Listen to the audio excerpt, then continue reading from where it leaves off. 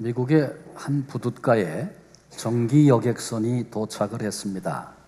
사람들이 배에서 내리던 중에 한 여자가 그만 발을 헛디뎌서 바다에 빠지고 말았습니다.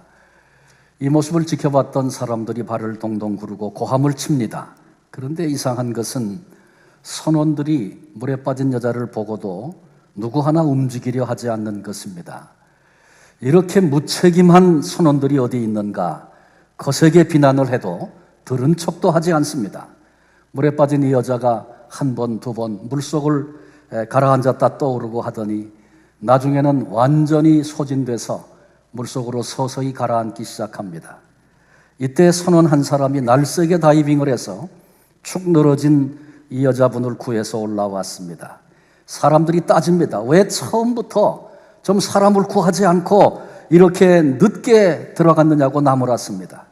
그러자 이 선원이 말합니다. 모르시는 말씀하지 마십시오. 사람이 물에 빠지면 자기 힘으로 살려고 안간 힘을 쓰는데 그때에는 어느 장사도 당할 수가 없습니다. 그때 뛰어들어서 그 사람 건져내려고 하면 같이 죽는 것이 십상입니다. 그래서 기다렸다는 것입니다. 하나님께서 우리 인생을 구원하시는 원리가 이와 아주 비슷합니다. 역경 가운데서 사는 비결은 나를 포기하고 오직 하나님만 의지하는 것입니다. 그런데 문제는 나를 포기하는 일이 그리 쉽지 않다는 것입니다. 우리가 잘 아는 한 사람 야곱에 대해서 얘기하려고 합니다. 이 야곱은 집념이 아주 강한 사람이고 어떻게 보면 아주 이기적인 사람입니다. 일단 한번 마음만 먹으면 무슨 수를 써서라도 그 일을 이루어내는 사람입니다. 우리가 잘 아는 것처럼 야곱은 에서와 쌍둥이로 태어났습니다. 그런데 장자, 먼저 태어난 에서에게 비록 쌍둥이여도 순서가 있기 때문에 장자권이 에서에게 있습니다. 그런데 야곱은 그 장자권 갖고 싶었습니다. 장자의 축복 받고 싶었습니다. 그래서 에서를 주목해서 살펴보니까 에서는 배가 고프면 참지를 못하는 사람이야. 그리고 팥죽 그러면 아주 사죽을 못 써. 그래서 이 에서가 사냥을 나갔을 때 집에서 일부러 팥죽을 써서 냄새를 술술 풍깁니다. 배고픈 에서가 허겁지겁 들어왔습니다. 팥죽을 보고 눈이 휘둥그레져서 그거 하나 먹자 그럽니다. 그냥은 안 되지. 어떻게 하면 될까? 내가 가지고 있는 장자권 내게 주면 팥죽 줄 수 있어. 그러자 에서가 생각하고 결정합니다. 세상에 그 눈에 보이지 않는 장자권이 뭐 급해 지금 당장 배고파 죽는데 팥죽이 더 중요하지. 그래서 장자권과 냉큼 팥죽 한 그릇 바꿔서 먹어버렸습니다. 그렇게 야곱은 자기가 차지하고 갖고 싶은 장자권을 그렇게 소유했습니다. 아내를 얻는 일도 마찬가지였습니다. 자기 눈에 라헬이라고 하는 여성이 너무 마음에 들었어요. 그래서 작정하고 그를 위해서 7년을 수일처럼 그렇게 일을 했습니다. 막상 결혼했는데 외삼촌 라반이 라헬을 주지 않고 레아를 줬죠. 속았다는 사실을 알고 나서 또 7년을 작정하고 라헬을 아내로 맞이하기 위해서 7년을 또 일했습니다. 그 열정, 집념 대단한 사람이죠. 재물을 차지하는 문제도 똑같습니다. 야곱은 계산이 빠르고 아주 정확한 사람입니다. 라반과 그 아들들이 어떻게 하든지 야곱에게 재산이 가는 것 막으려고 별수를 다 썼지만 당해낼 사람이 없었습니다. 빈손으로 여행을 떠났던 야곱이 외삼촌 라반의 집에서 많은 재물을 차지하게 됩니다. 일단 목표를 정하면 절대로 실패하는 법이 없는, 포기하는 법이 없는 그 야곱, 인생을 그렇게 살아온 그 야곱. 그런데 그 야곱이 오늘 우리가 읽었던 본문에 이렇게 말합니다. 내가 자식을 잃게 되면 이르리로다. 말씀드렸죠. 사람이 자기를 포기하는 것, 자기 의지를 포기하는 것 절대로 쉽지 않은 일이라고 말씀을 드렸습니다. 더군다나 야곱에게 있어서 어떤 일을 포기한다는 것, 중요하고 가치 있는 일을 포기한다는 것 절대로 할 수 없는 사람이 야곱입니다. 그런데 내가 자식을 잃게 되면 이르리로다. 뜻밖의 고백을 지금 야곱이 하고 있습니다. 그 배경을 설명하면 이런 겁니다. 야곱이 흉년이 들었을 때 자식들을 애굽 땅에 보냈습니다. 우리가 굶어 죽겠다, 빨리 갔다 와라. 이렇게 자식들이 갔습니다. 가서 양식을 구해왔는데 그만 요셉이, 그 애굽 땅에 살아있던 요셉이 이제 의도를 가지고 시므온을 볼모로 잡습니다. 돌아와서 아버지에게 얘기하죠. 시므온이 볼모로 잡혔습니다. 왜 그랬냐? 가서 너희들이 형제가 몇이고 가족이 어떻게 되냐 물었을 때 다 설명했고, 막내 베냐민이 아버지와 함께 집에 있습니다 얘기했는데, 그 애굽의 총리가 너희들이 첩자라고 비밀을 캐기 위해서 왔다고, 돌아가서 너희들이 말했던 그 동생 베냐민 데리고 오지 않으면 이 시므온으로 볼모로 잡힌 시므온 돌아갈 수 없고 너희들도 용서받을 수 없다. 아주 준엄한 얘기를 했죠. 돌아와서 야곱에게 그 얘기를 하니까 뭐 때문에 베냐민 얘기를 해서 시므온이 볼모로 잡힌 것도 그런데 베냐민마저 이제 뺏어가려고 하느냐 탄식을 했습니다. 이 아버지의 절망 때문에 형제들이 애굽 갈 곳 졸르지 못했어요. 그런데 점점 양식은 떨어지고 드디어 애굽으로 양식을 구하러 가지 않으면 다 죽을 지경에 이르렀습니다. 그때 형제들이 아버지 야곱에게 얘기를 하고, 야곱이 드디어 이제 자식들을 애굽 땅으로 보내는데 베냐민을 보내야 하는 것입니다. 근데 그때 내가 자식을 잃으면 이르리로다 이 얘기했어요. 야곱의 나이가 이미 많습니다. 베냐민이 애굽으로 갔다가 돌아오기 전에 자신이 죽을 수도 있는 겁니다. 또 동시에 베냐민이 원치 않는 일을 당해서 못 돌아올 수도 있어요. 야곱 자신의 의사와 전혀 상관없이 그렇게 사랑하던 아들 요셉을 잃지 않았습니까? 이제 베냐민도 잃을 수 있는 것입니다. 그런데 그 아들 베냐민을 야곱이 보내겠다는 것입니다. 어떻게 그렇게 됐습니까? 야곱이 상황 판단을 잘 못해서 그런 겁니까? 이제 나이가 많아 계산이 안 되는 겁니까? 이제 기운이 떨어져서 자식이고 뭐고 다 귀찮다는 것입니까? 결코 그런 얘기가 아닙니다. 야곱에게 있어서 베냐민은 어떤 아들이에요? 다 아는 것처럼 12아들 가운데 막내입니다. 특별히 그렇게 사랑하던 여인 라헬이 요셉을 낳았죠. 그리고 두 번째 낳은 게 베냐민인데, 베냐민을 낳으면서 그 사랑하던 아내 라헬이 죽었습니다. 죽음으로 낳은 아들이 이제 베냐민입니다. 사랑하고 아끼던 요셉이 잃어버렸죠. 야곱에게 남은 유일한 위로가 있다고 하면 그것은 베냐민입니다. 그런데 어떻게 그 아들을 베냐민을 애굽 땅으로 보내면서 내가 자식을 잃으면 이르리로다 이런 말을 지금 하고 있습니까? 포기하는 것입니까? 될 대로 되라는 것입니까? 본문 상반절에 보면 전능하신 하나님께서 너희에게 은혜를 베푸사 그 사람은 지금 이들은 모르지만 요셉입니다. 너희 다른 형제와 베냐민을 돌려보내기를 원하노라. 전능하신 하나님이 도와주셔서 시므온도 돌아오고 베냐민도 돌아올 수 있게 되기를 원한다. 그러면서 했던 말입니다.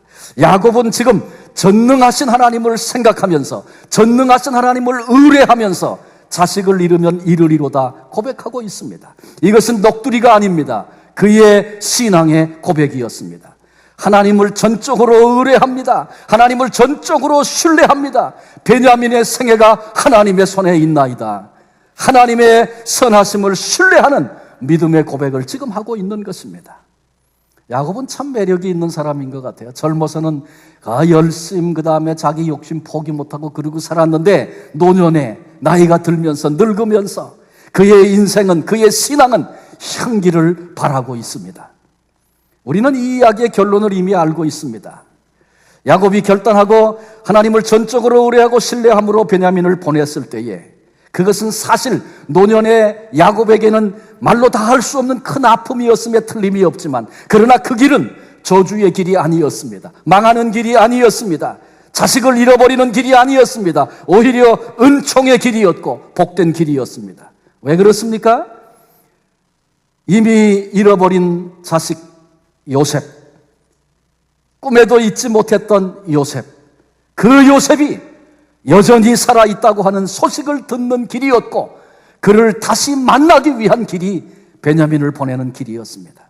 자식을 잃은 것이 아니고 오히려 잃었던 자식을 찾는 길, 그 자식을 만나는 길이었습니다. 저의 생애 중에도 내가 자식을 잃으면 이르리로다, 이렇게 고백했던 야곱의 마음을 조금은 더 사실적으로 이해했던, 경험했던 그런 일이 있었습니다.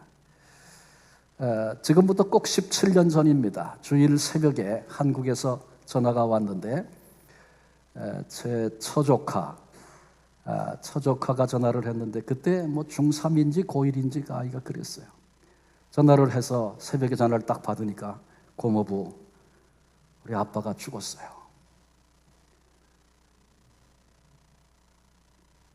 제 손아래 처남인데 17년 전에 사고를 만나서 세상을 떠났습니다. 이 일은 제 처가와는 물론이고 저희 가정에도 굉장히 큰 아픔이었습니다. 다른 얘기를 다 자세히 말씀드릴 수 없지만 그 일 이후에 어떻게 이 가정을 좀 도울 수 있을까?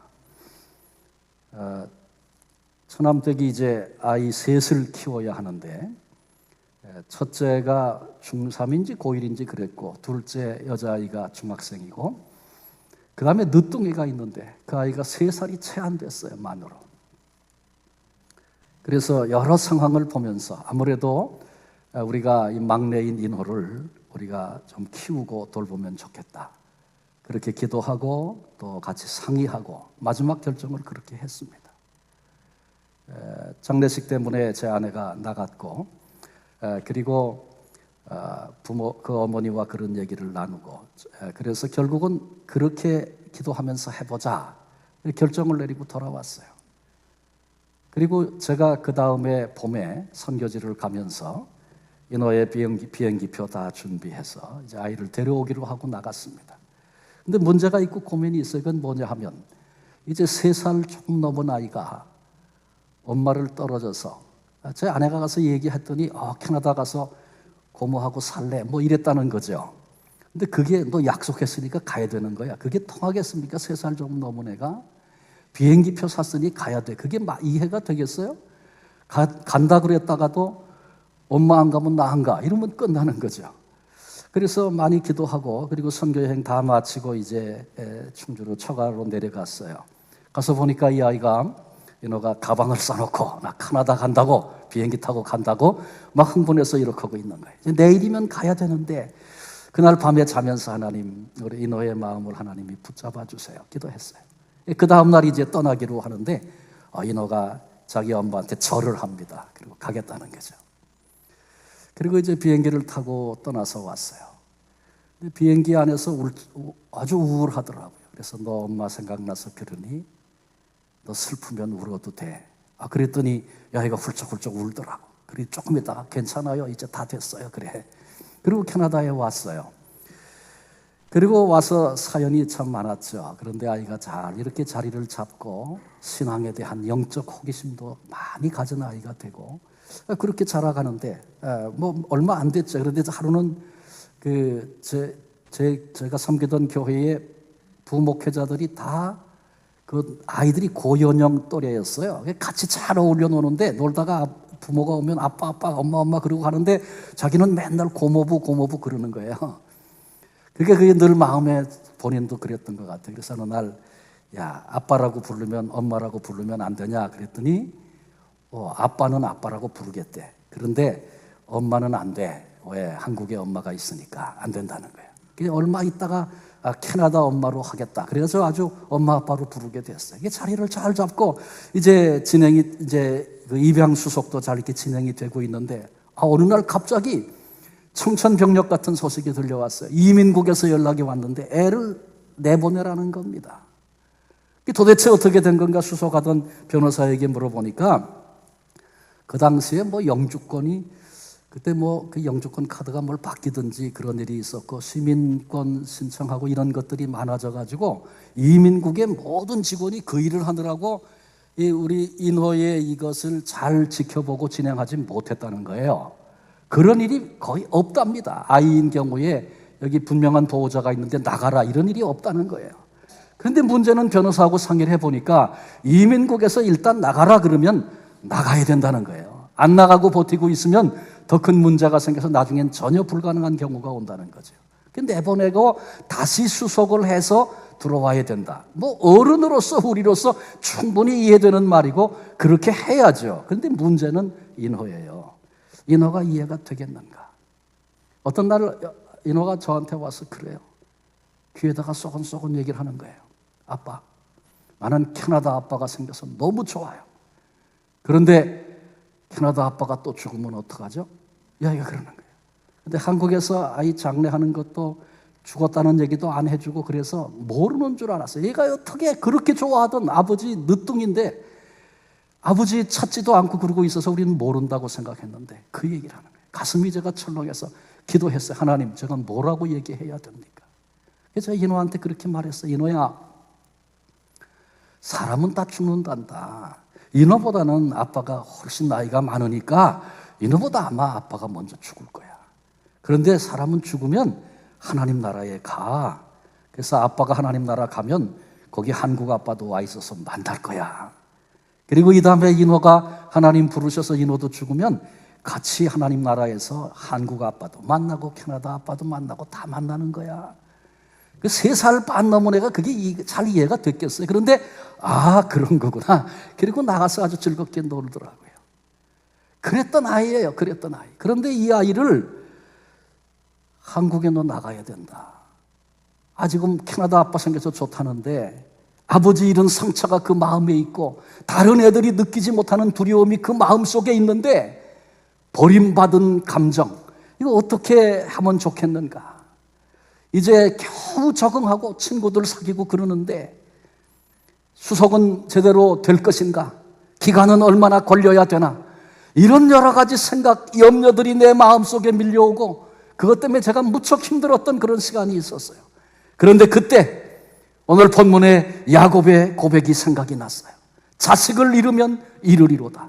철저히 하나님의 손에 맡겨드렸던 야곱. 그렇구나. 나도 철저하게 하나님 손에 맡겨드려야 되겠구나. 나보다 인호를 더 사랑하시는 하나님 아버지가 계신데 내가 인호의 아버지가 되는 것보다 하나님께서 인호의 아버지가 되어주시는 것, 비교도 할 수 없는 일이 아닌가. 그런 생각을 하고 나니까 제 마음속에 평안이 밀려왔어요. 하나님은 예레미야 29장 11절에 이렇게 말씀하셨어요. 여호와의 말씀이니라. 너희를 향한 나의 생각을 내가 하나니 평안이요 재앙이 아니라 너희에게 미래와 희망을 주는 것이니라. 사람의 생각에 우리 눈으로 볼 때 재앙처럼 느껴지는 일들이 생각지도 않았는데 내 살 속에 찾아올 수 있는 것, 그게 우리 인생의 삶입니다. 그런데 그때 하나님이 말씀하십니다. 그게 재앙이 아니란다. 너의 미래에 대하여 희망을 주려는 나의 계획, 나의 생각이 있단다. 하나님의 말씀입니다. 야곱이 결단을 하고 베냐민을 애굽으로 보냈죠. 그랬기에 그가 생각도 못했던 엄청난 축복을 받은 것 사실입니다. 여러분, 그러나 그것이 전부 다가 아닙니다. 그보다 훨씬 중요한 게 있습니다. 그건 뭐냐 하면 여호와 하나님께는 벌써부터 이미 이루고자 하시는 하나님의 선하고 아름다운 계획이 준비되어져 있었다는 것입니다. 그랬기에 야곱이 베냐민을 믿고 보낼 때 그 계획하신 하나님의 역사가 이루어지고 그 은혜와 그 감격을 야곱이 누리게 된 것입니다. 그 하나님의 계획은 뭐였습니까? 야곱 개인으로 본다면 잃어버린 줄 알았던, 죽은 줄 알았던 요셉을 만나는 길이었습니다. 베냐민 돌아오는 건 물론이고 죽은 줄 알았던 요셉을 만나고 노년에 하나님이 주시는 크고 놀라운 위로를 경험하게 하실 하나님의 계획이 거기 있었습니다.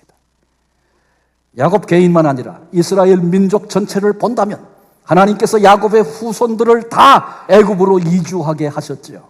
그리고 거기서 430년을 삽니다. 애굽 사람들은 목동, 양치고 짐승 키우는 사람을 아주 더럽게 여기는 사람들입니다. 그래서 그들이 애굽 와 살아도 한 사람도 애굽 사람들이 이 야곱의 후손들과 가까이 하려고 하지 않습니다. 그래서 하나님은 야곱의 후손들로 하여금 다른 민족과 섞이지 아니하고 거룩한 백성으로 그렇게 구별하시는 일을 애굽 땅에서 450년 동안 큰 민족이 되기까지 하나님이 그 일을 하신 것입니다.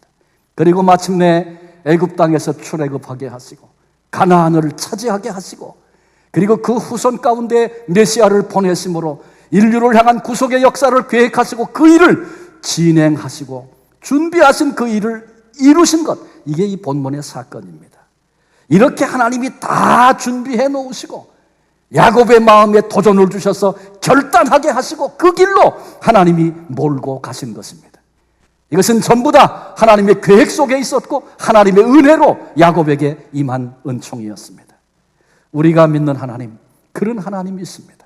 신실함으로 우리를 이끄시는 하나님이십니다. 하나님께서 우리로 떠나 보내게 하시든지 고통의 때 혹은 아픔의 때를 만나게 하시든지 하나님은 이미 선하고 복된 계획을 준비해 놓으시고 그 일을 위하여 우리를 이끌고 계신다는 사실을 신뢰하는 믿음의 성도들이 되시기를 바랍니다. 그런데 여기 전혀 다른 보내심이 있습니다. 그것은 바로 하나님께서 친히 그 아들을 이 땅에 보내신 일입니다. 본문 요한복음 12장 44절 45절에 예수님은 두 번씩이나 나를 보내시니 이렇게 말씀하셨습니다. 예수께서 외쳐 이르시되 나를 믿는 자는 나를 믿는 것이 아니요 나를 보내신 이를 믿는 것이며 나를 보는 자는 나를 보내신 이를 보는 것이니라. 주님이 말씀하시는 거예요. 지금 내가 이 땅에 여기 이렇게 있는 것은 보내신 이가 계시기에 내가 여기 있다. 곧 하나님 아버지가 나를 여기 보내셨기에 내가 여기 있노라. 주님 그렇게 말씀하시는 것입니다. 내가 여기 있는 것은 내가 오고 싶어서 내가 스스로 계획하고 생각하고 그래서 온 것이 아니고 보내신 이의 계획이 있고 보내신 이의 마음이 있고 보내신 이의 생각이 있어서 내가 여기 오게 되었다는 것입니다. 그렇습니다. 하나님은 오래전부터 계획을 세우셨습니다. 그 마음을 품으셨습니다. 그리고 그것을 모형으로 보여주시고 선지자들을 통해서 미리 예고해 주시고 그리고 마침내 아들 예수 그리스도를 이 땅에 보내신 것입니다. 하나님이 갖고 계신 하나님의 계획은 무엇이었습니까? 아들 예수 그리스도를 이 땅에 보내실 뿐만 아니라 마침내 십자가 위에서 죽게 하시려고 자기 백성들에게 거부와 배척을 받고 십자가에 죽게 하시려고 계획을 세우시고 예수님을 보내신 거예요. 자기 백성 누굽니까? 즉 구약 시대부터 하나님이 선택하셔서 아브라함과 그 후손 되게 하시고 도전하고 범죄해도 참으시고 또 길을 내시고 용서하시고 회복해 하시고 그 긴 세월을 은혜로 이끄셨던 하나님의 백성들입니다. 그런데 그 백성에 의하여 하나님의 아들 독생자 예수 그리스도가 거부를 당하시고 배척을 당하시고 십자가에 죽으신 것입니다. 이스라엘 민족은 타락하고 범죄한 모든 인류를 대표하는 그런 사람들입니다. 그들이 그랬으니 우리가 그런 것입니다. 내가 그런 것입니다. 그런데 왜 하나님은 그런 계획을 세우셨습니까? 왜 아들을 이 땅에 보내셔서 자기 백성들의 손에 의하여 배척을 받고 십자가에 죽게 하셨습니까? 예수님 뭘 잘못한 게 있어서? 예수님이 미워서? 그래서 형벌을 내리신 것입니까? 아닙니다. 죄로 말미암아 영원한 형벌에 들어갈 운명을 가진 인생들, 저와 여러분 우리를 위해서 우리를 사랑하셔서 대속하시고 구원해 내시려고 우리를 대신하여 우리 주님이 십자가에서 내가 받아야 할 형벌을 받도록 그렇게 계획하시고 그 일을 위해서 예수님을 이 땅에 보내주신 것입니다. 이 일은 우리에게는 말로 다 할 수 없는 은혜입니다. 그러나 하나님께는 그토록 사랑하시는 독생자를 피조물인 인간에게 배척을 받고 십자가에 못 박아 죽게 만드는 가슴 찢어지는 아픔이 아닐 수 없습니다. 그런데 하나님은 이런 계획을 세우시고 아들을 보내신 것입니다. 야곱으로 베냐민을 보내게 하시죠. 베냐민을 보내게 하신 하나님께서 은총을 베푸시고 복을 주셔서 더 아름다운 만남, 더 아름다운 역사 준비해 놓으시고 그리고 야곱으로 아들 베냐민을 보내게 하셨어요. 그런데 하나님은 당신의 아들을 사람들의 멸시와 모욕을 받고 십자가에 처참히 달려 죽게 하실 그런 계획을 가지시고 아들을 보내셨습니다. 여기 우리를 향한 하나님 아버지의 마음이 있습니다. 우리는 알고 있죠. 아브라함이 노년에 이삭을 품에 안았습니다. 그러나 하나님의 뜻밖의 명령이 떨어졌죠. 아들을 끌고 모리아 산으로 갑니다. 그리고 그를 잡아서 번제로 드리기 위해서 칼을 들었습니다. 그런데 그 순간에 하나님께서 아브라함아, 아브라함아 급하게 두 번을 부르셨습니다. 아비 아브라함의 마음, 그럼에도 믿음으로 순종하는 그 모습 보시고 됐다 이렇게 말씀하시며 여호와 이레의 축복을 하나님이 허락하셨습니다. 그래서 풀에 걸려있는 양으로 제사 지내게 하시고 이삭을 돌려주셨죠. 그런데 그 하나님께서 당신의 아들 예수 그리스도를 모리아산 바로 그 자리에 십자가 위에, 여러분 알고 계십니까? 모리아산 아브라함이 이삭을 잡으려 했던 그 자리가 우리 하나님께서 당신의 아들을 십자가에 못 박은 갈보리 언덕입니다. 바로 그 자리에서 처절한 죽음의 길을 걷게 하신 것입니다. 이것은 다 저와 여러분 우리를 향한 하나님의 마음, 하나님의 사랑입니다. 여러분 이 마음을, 이 사랑을 알고 계십니까? 이 사랑을 하나님께서 우리에게 주시려고 아들을 이 땅에 보내신 날이 우리 앞에 있는 성탄절입니다. 12월, 이 12월은 우리가 사도행전을 읽다가 지금 중단하고 바울이 그렇게 외치고 싶어 했던 복음이 어떤 것인가 이제 함께 살피게 될 텐데, 이 12월 대림절, 대강절, 구주의 나심을 크게 기다리는 그런 절기를 지금 우리가 지나고 있고, 그 다음에 성탄절을 향해서 이달 하루하루 한 걸음씩 나아가게 될 것입니다. 말씀드렸던 그 사랑의 의미, 하나님 마음, 그 깊이 우리들이 묵상하면서 진정한 감사로 지나는 성탄절기가 되어져야 합니다. 하나님께서는 아들 이삭을 제물로 내놓는 아비 아브라함의 그 아픈 마음을 보시고 여호와 이레를 준비하시고 죽은 줄 알았던 그 이삭을 돌려주셨습니다. 하나님께서는 야곱이 하나님만 전적으로 의지하고 아들 베냐민을 보내면서 내가 아들을 잃으면 이르리로다, 아비 그 야곱의 그 아픈 마음을 보시고 베냐민만 아니라 요셉도 돌려주셨습니다. 그런데 그 하나님께서 당신의 아들 예수 그리스도를 죽음의 자리에 내어주시려고 이 땅에 보내주셨습니다. 그날이 성탄절입니다.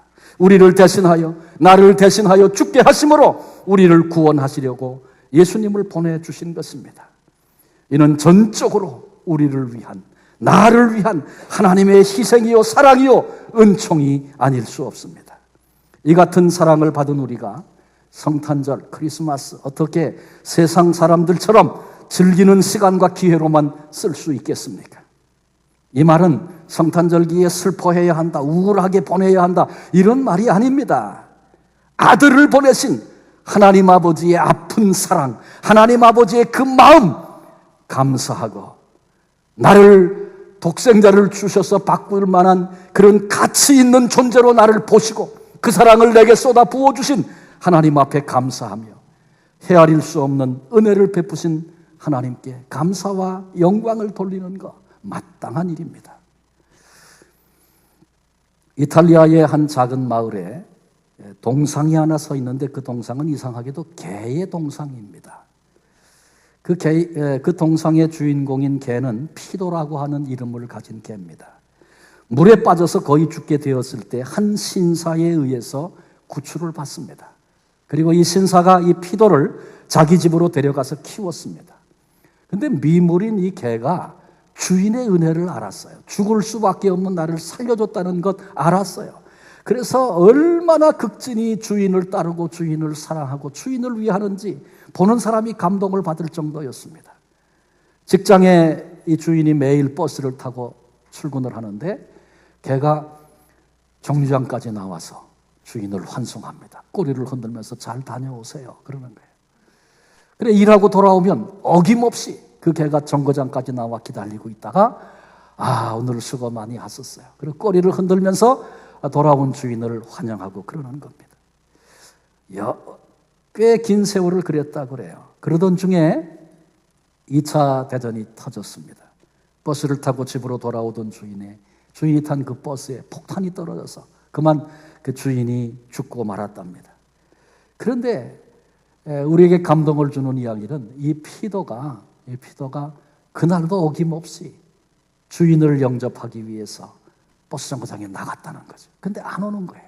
버스가 아예 오질 않는 거예요. 그날부터 주인을 기다리면서 피도가 그 정류장에 살기 시작했는데 무려 13년을 거기 살았답니다. 동네 사람들이 그 개의 그 마음을 알기 때문에 갈 때 일부러 거기 들려서 먹을 걸 갖다 주고, 그래서 주는 음식 먹고 13년을 살다가 정거장 거기서 주인을 기다리다가 죽었다는 것입니다. 그래서 그 동네 사람들이 이 피도를 기념하여 동상을 세우고 갸륵한 동물의 그 마음을 그렇게 기념했다는 것이죠. 죽음의 자리에서 건져준 주인의 은혜, 개도 잊지 않고 마지막까지 사랑하고 기다렸다는 아름다운 이야기입니다. 하물며 영원한 멸망에서 우리를 구원하시려고 작정하시고 이 땅에 찾아오신 예수 그리스도, 마침내 나를 위하여 십자가 위에 피 흘려 죽으신 그 놀라운 사랑의 우리 주님, 나는 얼마나 내 온 마음을 다하여 사랑하고 있는가. 이 절기에 하나님 앞에서 각각 우리의 모습을 돌아보고 깊이 생각하는 시간들이 되었으면 좋겠습니다. 더 나아가 이 땅에 아들을 보내신, 그리고 십자가의 그 길을 걷게 하신 하나님 아버지의 마음, 그리고 이것이 바로 나를 향한 사랑이었음을 깊이 생각하고 우리 모두 온 힘을 다해서 주님을 사랑하고 아버지 하나님을 사랑하고 감사하고 그 은혜 안에서 기뻐하는 삶, 마땅한 우리의 모습이어야 할 것입니다. 주님의 탄생을 기다리는 이 복된 절기에 우리 모두 온 마음을 다해서 감사로, 찬양으로 영광을 올려드리는 복된 성도들 한 분 한 분 되시기를 주님의 이름으로 축원합니다. 기도하시겠습니다. 우리를 위해서 아들 독생자를 버림받아 십자가에 죽게 하시려고 이 땅에 보내신 아버지 하나님, 나를 위해 친히 아기의 몸을 입고 이 땅에 찾아오신 예수님, 이 크고 놀라운 은총을 오늘 깨닫고 감사로 감격으로 살도록 그렇게 역사하시는 성령님, 우리 모두는 이미 받을 수 없는 은혜를 받았고 받을 수 없는 사랑, 그 은혜를 받았습니다. 그럼에도 그 은혜, 그 사랑을 망각한 채 세상 사람들과 똑같은 모습으로 오늘을 살아가는 부끄럽고 어리석은 자가 되지 않도록 하나님, 우리의 눈을 열어주시옵소서. 아버지의 사랑에 대한 말씀을 우리들이 함께 들었습니다. 주여, 우리의 눈, 우리의 귀, 우리의 마음을 열어주셔서 아들까지도 아끼지 아니하시고 십자가의 그 길 걸어가 우리를 구원해 내시려고 그 아들을 이 땅에 보내시는 아버지 하나님의 그 마음을 주님, 우리로 작은 부분이라도 깨닫게 해주시고 내가 그럴 사랑을 받을 만한 자격이 있는가, 이미 들어 알고 있지만 그 사랑 앞에 내가 어떻게 반응하고 있는가, 하나님, 우리의 모습을 다시 돌아다 보면서 복음 앞에, 십자가 앞에, 주님의 그 사랑과 아버지 하나님의 그 마음 앞에 다시 일어설 수 있는 믿음의 사람들이 되게 해 주시옵소서. 세상에 수많은 것들이 우리의 감격을 잃어버리게 만들고 아버지 하나님, 세상의 것에 우리의 눈을 빼앗기고 흔들거리게 하고 있지는 않습니까? 하나님 앞에서 받은 바 그 사랑 때문에 오늘 바로 응답하며 하나님 앞에 감사의 마음을 가지고 하나님을 향할 수 있는 그런 남은 생애가 될 수 있도록 한 분 한 분 붙잡아 주옵소서. 오늘 이 예배에 참여한 성도님들 한 사람 한 사람, 나를 향하여 쏟아부으신 우리 주님의 사랑과 아버지 하나님의 마음을 주님, 믿음으로 받고 감사로 일어서는 이 복된 시간 되게 해 주옵소서. 하나님의 그 크신 사랑, 그 은총 감사드리옵고 귀하신 예수